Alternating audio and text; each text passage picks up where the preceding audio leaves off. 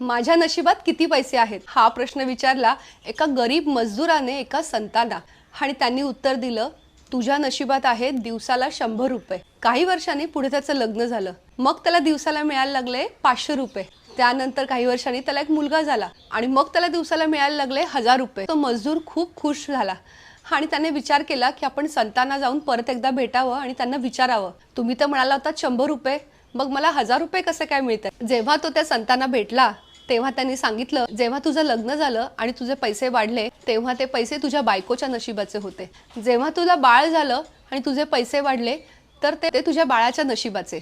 आपण जे काही कमवतो ना ते कुणाच्या ना कुणाच्या नशिबाने देवाने आपल्याकडे पाठवलेलं असतं. आपल्याला समजत सुद्धा नाही की आपल्याकडे हे वैभव आलं कुठून, कारण सगळी नाती एकमेकांना जोडलेली असतात. त्यामुळे घरात कमवणारा जरी एक असेल ना तरी त्याने कधीच अभिमान करू नये की मी कमवतोय म्हणून घर चालतंय. काय वाटतं तुम्हाला? मला नक्की कमेंट करून